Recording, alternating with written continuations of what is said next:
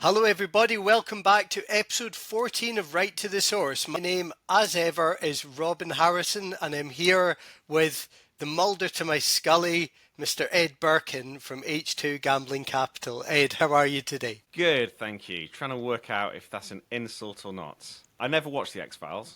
It was very good. But Californication, fantastic program. That has the dude, David Duchovny in. Oh, right, okay, right. So I was Absolutely wondering brilliant. the connection. I thought you were just... No, it wasn't just naming random TV programs, albeit Okay. I could understand why people may think that would be the tangent we go down. Yeah. And Gillian Anderson was in, was on The Fall. She was Yeah, very, very yes, she good in was. that. That was very good. Yeah. And Sex Education. She's good in that. Yeah, that was okay for the first few series, and then I think it just got really very... weird. Yeah, Yeah, it got very got worthy, and also how did everyone have such nice houses? Yeah, and smartphones weren't around in the time it was set, and all of that. But we'll forget about all that stuff. Yeah. But no, yes, okay. I am your Scully. No, Mulder. you're Scully. Mulder. I'm Mulder. Mulder was a slightly out there weird one. So you're Mulder. No, you're Scully. You're Mulder. Okay. Scully was the cool, rational one, and Mulder was the one who had all the weird ideas and the picture of a UFO in his office. Okay. Cool. Right. So gambling podcast. Yes, gambling, the X-Files.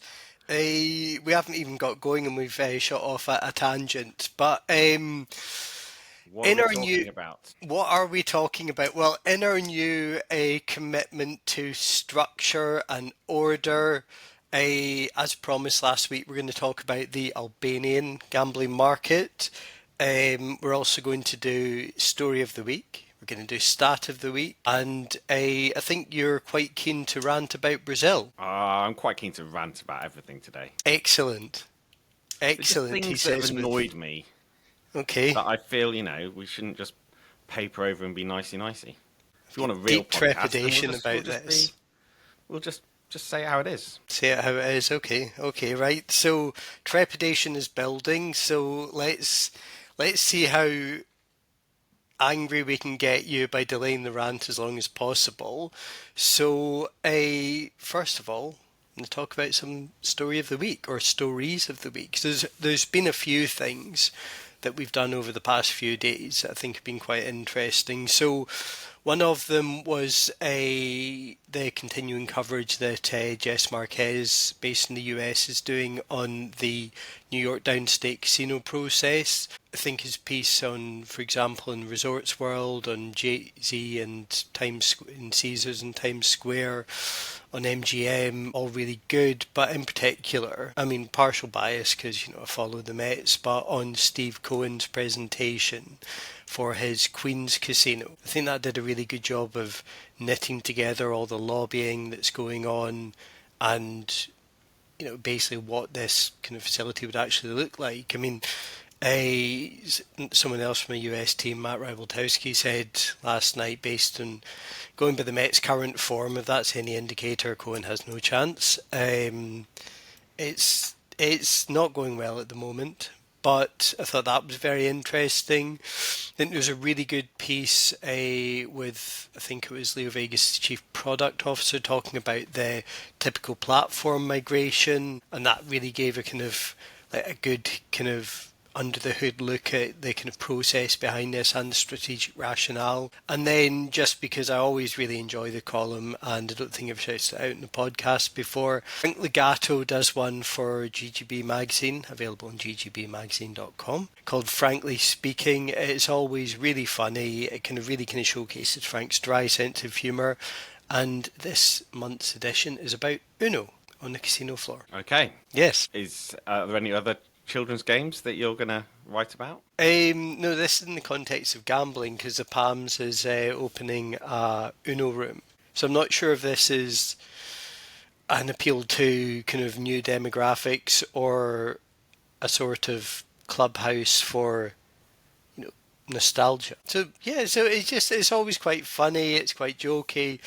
Uno room. Are you any good at Uno? I don't think I've ever played Uno. What's the Scottish equivalent? Or do they not really make up north? Just go straight into poker? No, we just go out and hang out in bus shelters after a certain age. That's our board games, the bus shelters of Glasgow. Do you know? So I was doing this I was playing one of the New York Times Game Centre games. Okay. Mini crossword, actually. And the clue was the kind of opposite of snakes. We talked about this last week. I'm not sure we actually recorded it, but it would be in the US, which, as I told you at the time, is chutes. Yeah, chutes, not ladders. Yeah. Which actually makes more sense Well, I mean, because obviously, the because you original go game down was a British, chute. so you go down a ladder. No, what? Yeah, but no, it doesn't make sense because you don't climb the snake. It's no opposite of ladders, chutes and ladders, isn't it? Not snakes and chutes. Yeah, Yeah. yeah, but yeah, Yeah, I mean, whatever. yeah. Let's stick with the original. All right, all right. Don't get too No, you're protectionist right. about You're it. right. You're right. Right. Yes. Stat of the week. Start of the week. What you got? 81 point. Well, it's the non-stat of the week, and it's not really this week. $81.4 billion through crypto casinos, a figure we talked about a few months ago, that I still see being referenced in LinkedIn posts, in articles, and it is complete bollocks. Like, it has already been disproven.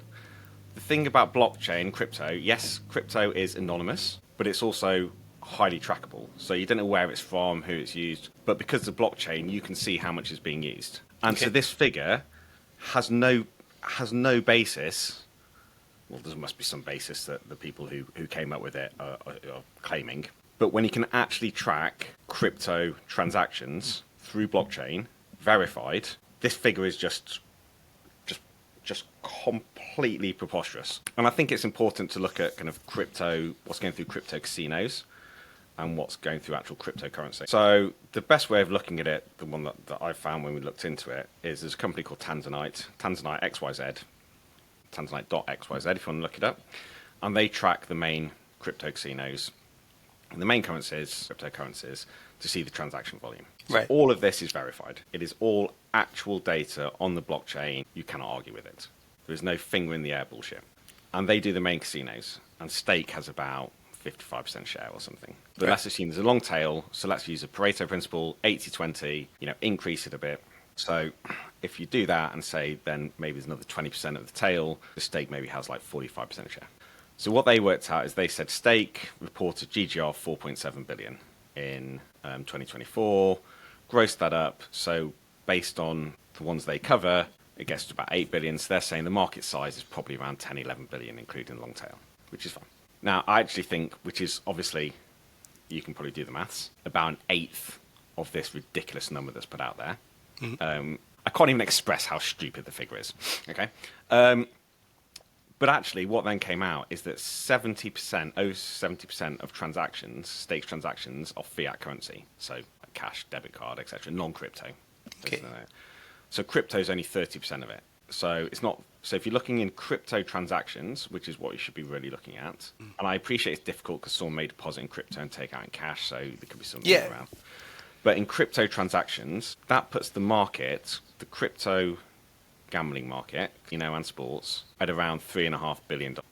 Was actually a bit less, 3.1, but then we've looked at it in 2025 so far, so including 2025 data, about $3.5 billion in crypto transactions. Now, you could gross up and say, well, we talked about crypto casinos and therefore you staked total amount. I again would disagree with that because most, and I don't have evidence of this, but in my view, Stake is going to have a much higher share of fiat currency, of fiat transactions than others because it's regulated in certain markets really not like crypto. So when you're looking at BC.game, Roobet, you'd imagine that way more than 30% of their business is through crypto. Okay. So even if you're looking at crypto casinos, the figure probably still isn't. It may be, let's say, half of their business is it. So you're looking at maybe $8 billion through crypto casinos, but through cryptocurrency. And this is where, and we'll get onto this in Brazil, where people say, oh, the illegal market's so big because loads of people are using crypto.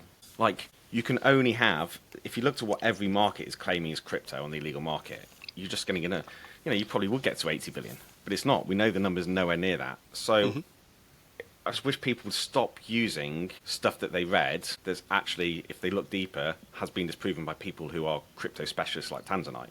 And actually, if you look even deeper and you see what Stake's doing in fiat, the crypto market, in terms of cryptocurrency itself, is worth about 3.5 billion.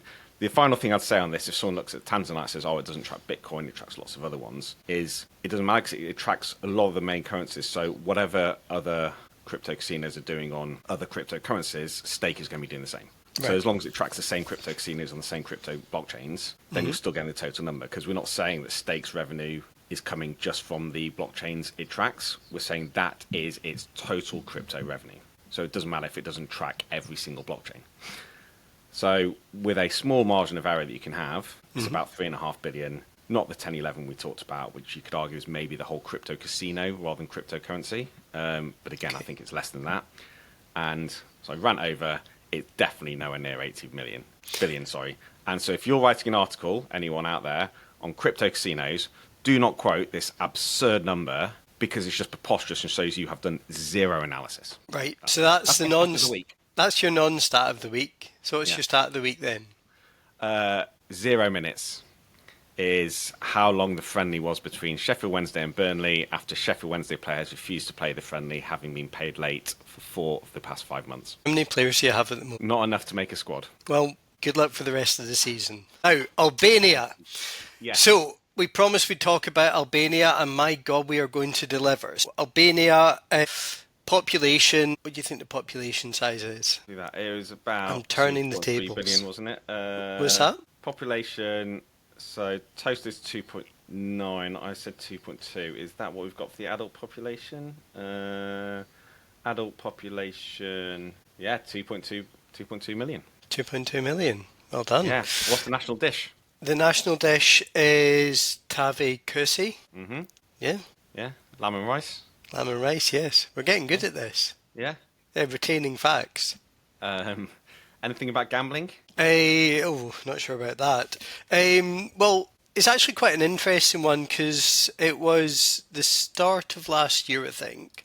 They essentially rescinded a ban on sports betting and set out a system where it was, I think, maximum of 10 licenses. I mean, just to be clear, it had been banned since 2018. Maximum of 10 sports betting licenses. It had a lottery. I'm not sure it still does. I think it was Austrian Lotteries, and I think that kind of ended. So there's obviously scope. It got scope. bought out by then Novomatic. But yeah, it was loss-making and closed down. Yeah, so that was closed down.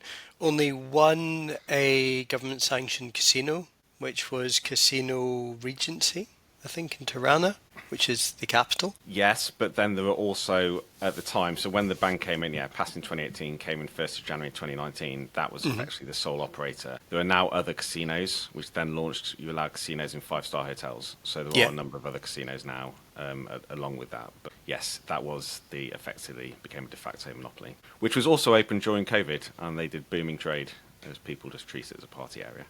Well, Continue. Well, no, that's a good use of the venue.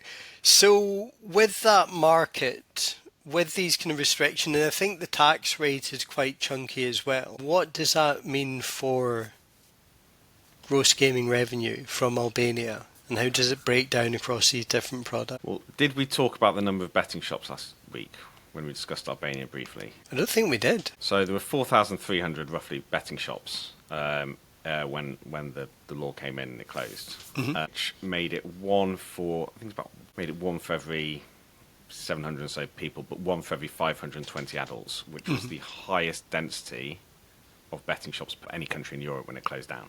Wow. There were 50 casinos, which effectively slot halls, but 10 operators, they went. So now there are 7 casinos in hotels. So we reckon GGR in 2023 came in at about 14.5 billion. Let's talk in euros. About 130 million euros, which is just under half of what it generated in 2018. So we believe that, and we'll go out to 2028 because obviously it's going to take time for the launch and everything. So like a full run rate. What do we have? Actual GGR of about 10 billion local currency, so 95 million. This is for the online, for the onshore. 95 million euros. So 130 million euros at the moment with the land-based casinos. We are looking at 95 million for the online.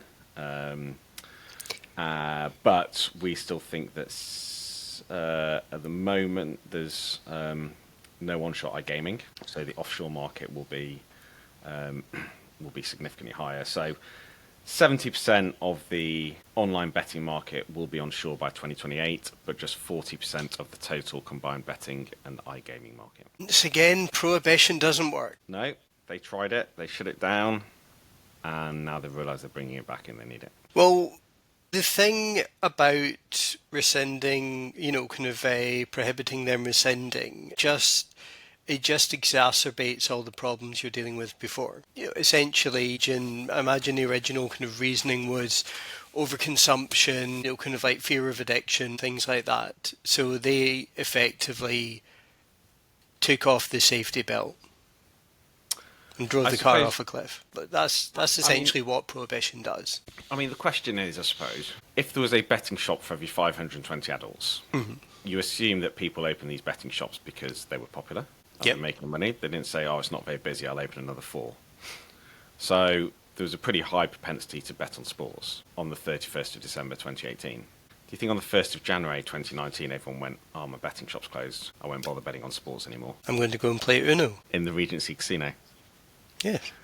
In the new dedicated Uno hall. So, I mean, let's be honest, there was a proportion of them, yes, who stopped or didn't do it as much, but there's probably a reasonable proportion of them who went, "Oh, I've got this phone thing in my hand that allows me to bet still. I quite enjoyed betting.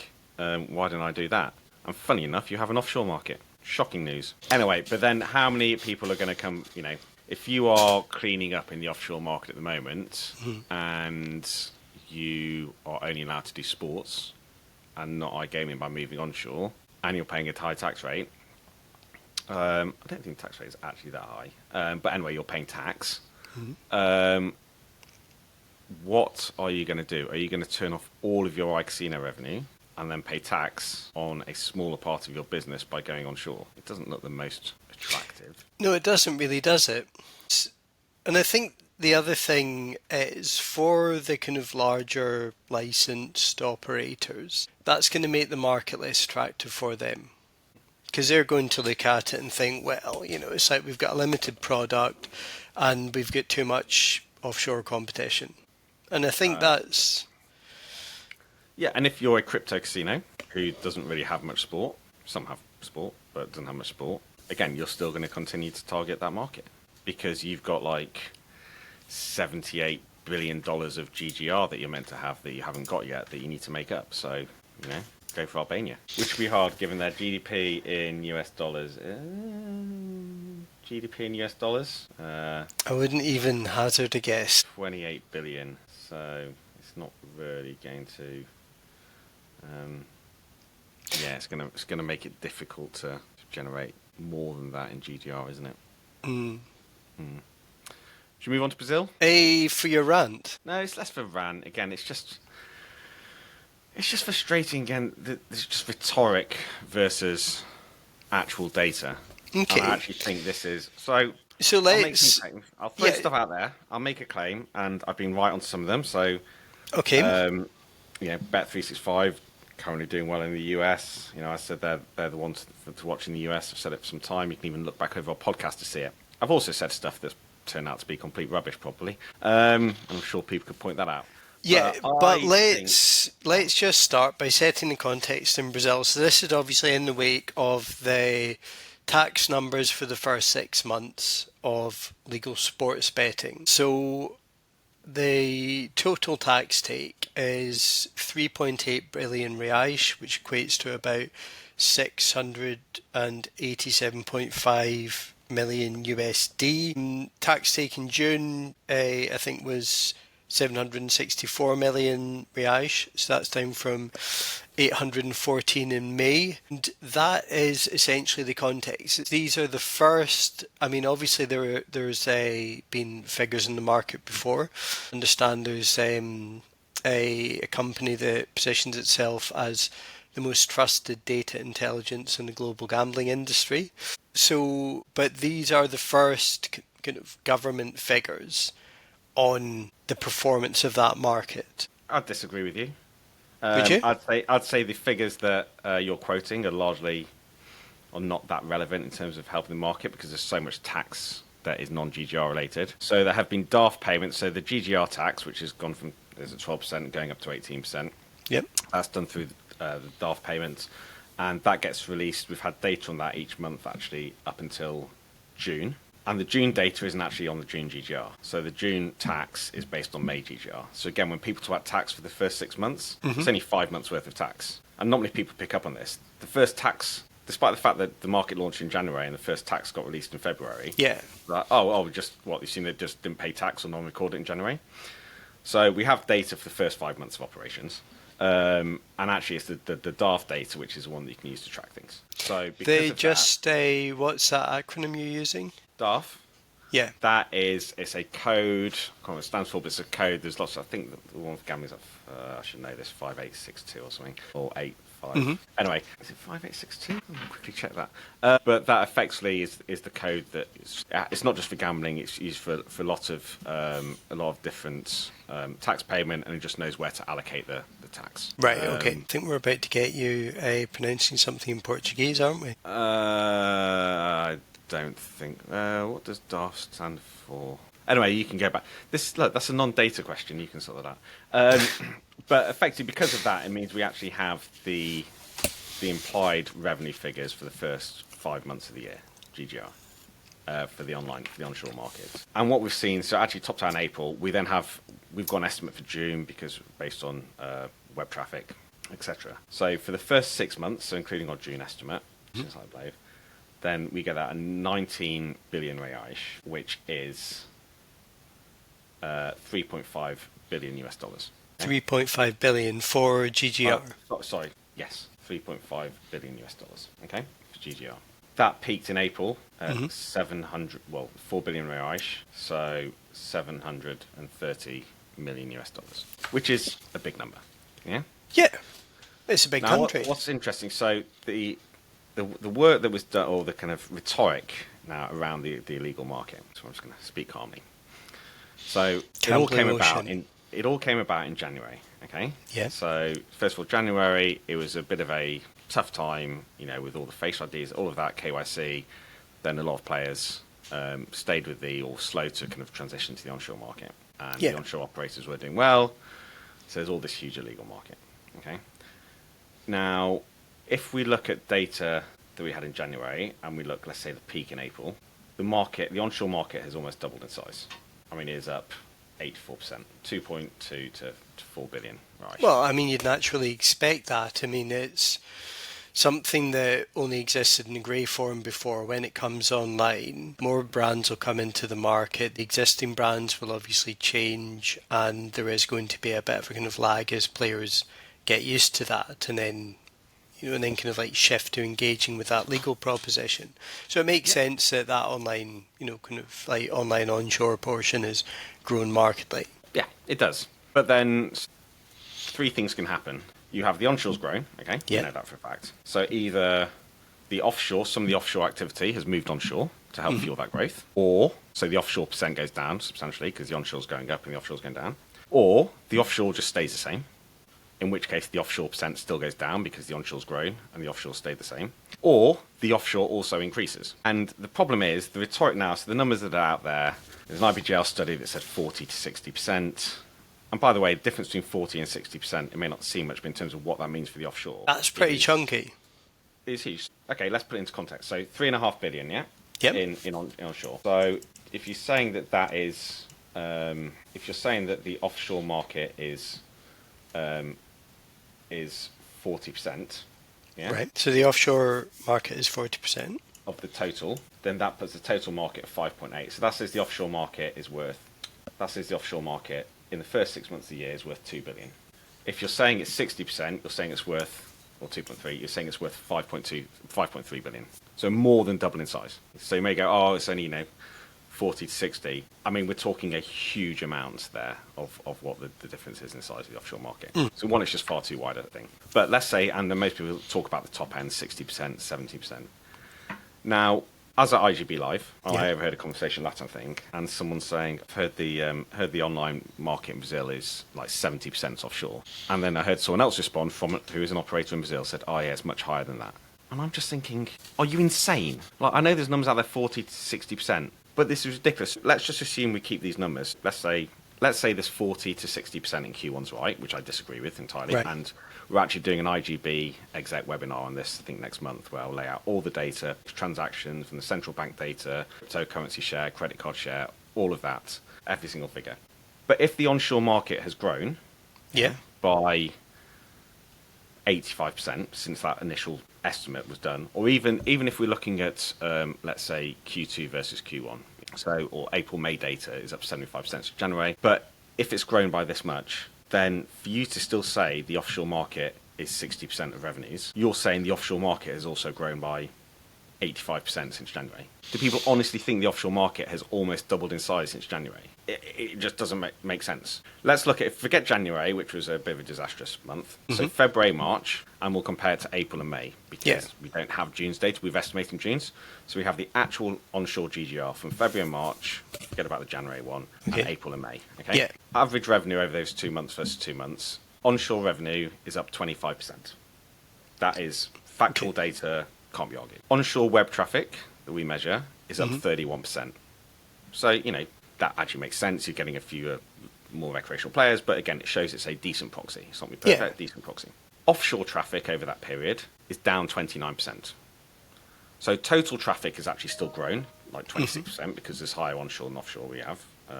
We just don't see where all this offshore traffic is apparently comes from. This offshore GGR. But so we have the offshore that we track, that is visible, that we track. So onshore's gone up by the same amount-ish than the revenue, and the offshore's gone down by 29%. Yet people are still saying that 40, 50, 60, 70% of the market's offshore. Now, why is this an issue?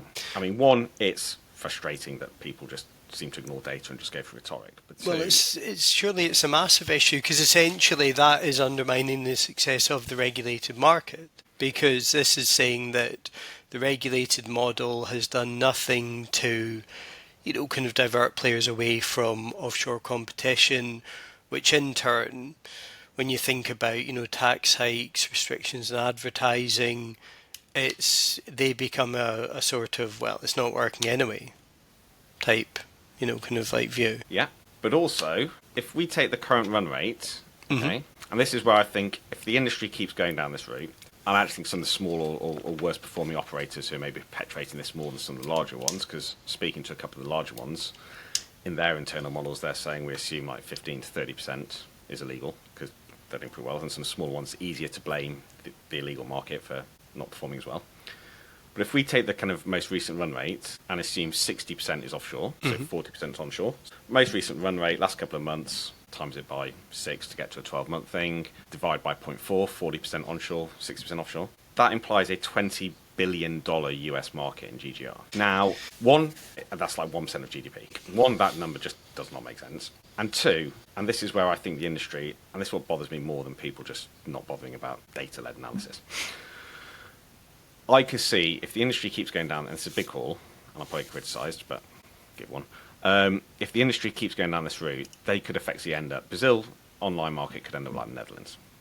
So I'm not an expert in Brazil politics and the position of the evangelicals and anti-gambling lobbyists, but I've spoken to a lot of people who have been in there, and I think I've got a basic understanding of it. And just my opinion, if you're going out there and claiming that it's a $20 billion market, given all the issues like in Brazil and economic issues, and they think people are spending too much, suddenly you've gone from like 2024 was maybe a $5 billion market. This is now suddenly a $20 billion market. Then what are the evangelicals and the politicians going to do? They're going to go, well, why are we still advertising this? Why are we allowing people to do this?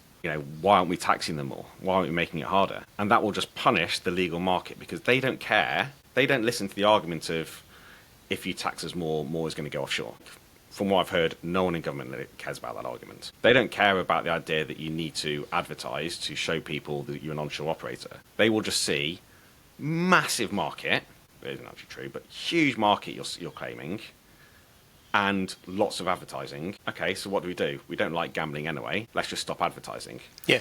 That makes it harder for the onshore, and that actually grows the offshore. So if you want the offshore market to be bigger than the onshore market, then keep going with the rhetoric, because that is what you will get. It's a good... If you actually want to have a data-led thing and say, actually, yes, the onshore market was terrible at the start, all the stuff. Guess what? We've overcome things pretty well. we've managed to sign people up. We've grown the onshore market by 85% compared to what we had in January. We've grown it by 25% in the last couple of months versus what we did in Feb/March. We're doing well. Some of that's come from the offshore. Actually, the offshore channelization, is now it's around 20, 25, 30%, perhaps about 30% rather than 40 to 60. And that's a big difference. We still need to continue the battle against the offshore. But hey, we're doing okay. Just make sure you don't keep punishing us. But the market isn't 20 billion. So that's my rant. So I just think that actually this rhetoric is going to end up hurting the industry, and if it does, then quite frankly, it's the industry's own fault because they're the ones perpetuating this. No, you make a good point, and I think it goes back to what we've discussed before about that narrative around regulation and the benefits of it. And really, it's not about increasing the overall market size. It's by taking more of the total addressable market into the legal realm. And that's kind of, and it really kind of goes back to how the industry kind of leverages and actually crafts that narrative, because I think that's true across multiple markets currently. Yeah. Central bank data, and some say, central bank maybe don't have a clue on the total PIX transactions, but they can have a better idea than anyone. They're the ones who oversee it all. Even at the top end in Q1 of that 30 billion of transactions per month, that would, again, we'll get through all the analysis in the webinar from operator data, that shows 28% of stuff through PIX was illegal in Q1. You can increase that. We had in credit cards, crypto, we actually get about 33% of the market then in Q1 overall. Obviously, it was higher in January. If you do that to Q2, those numbers go down to 22% of PIX transactions and 27% respectively. That's what we think. 27% of the market in Q2 was offshore. And when people are talking about crypto, going back to the rant about crypto and the size of the market before and how we've translated that, as well as from player survey data we've done on people's deposit methods, we have 0.7% of transactions through crypto. And before people say that's too low, because you also look at credit cards, prior to regulation, 86% from this data from payment processors, over 96% of transactions were from PIX. So just under 4%, let's say 3.5% were non-PIX transactions. We estimate that's doubled to around 7%. Yeah. But there's still 93% of overall transactions and almost 100% for regulated or through PIX. So this idea that, you've got the illegal, okay, well, we won't question your PIX data because actually, assuming that the total PIX market from the central bank is remotely correct, then you can't. It's maths. It's all other stuff. Well, we've surveyed people to see what they spend it on, and we've got the crypto data from the blockchains and then web traffic geographically split, etc. Crypto is not a big part of the market in Brazil. And on that bombshell, I think we are definitely running out of time, so we had better wrap things up. We need I told you I was going to rant. So we need you did. Random country generator. Excellent. Yes. We've kept the structure yet again. We've gone long, but we've kept the structure. So 2 countries for next week. We only did one last week to save time for the Brazil rant, but what are we doing next week? So, the first one was Brunei, so I kind of skipped that. So Canada. Or Canada, as some people call it. Canada. Capital. Ottawa. Oh, well done. Yeah. National dish? Poutine. Excellent. Have you ever had poutine? I have actually. Wasn't a fan. No, it's not great. I think we've just offended all of Canada. Sorry, Canada. Probably only the French-speaking bit. And South Korea. South Korea. Okay, that's an interesting one. Capital. Seoul. And national dish. This is really bad because I really like Korean food, and my wife absolutely loves Korean food, and we are going to a Korean restaurant at the weekend for her birthday. I thought this was more the side, if I'm honest. So this is it. I was thinking maybe bulgogi, maybe bibimbap, probably kimchi. Kimchi. Yeah, kimchi. There you go. Population of South Korea. I have no idea, actually. I mean, rough 40 million? About 51 million. 51, we'll okay. go with adult population of 40-ish. Okay. Yeah. So, South Korea, Canada, less ranting, shorter episode, better stat of the week. Try not to talk about Sheffield Wednesday unless John Textor announces a takeover between now and then. Well, it will be the first game of your season, so I think we might have to just check in and see how they're getting on. All right. Well, good luck with the editing today, Robin. It's going to be an interesting one. But yes, everyone, as ever, thank you for bearing with us. We hope you're enjoying the new structure. You can comment on our YouTube. You can send emails to us complaining about the lack of chaos. Or you can just keep listening. We'll see you in the next one.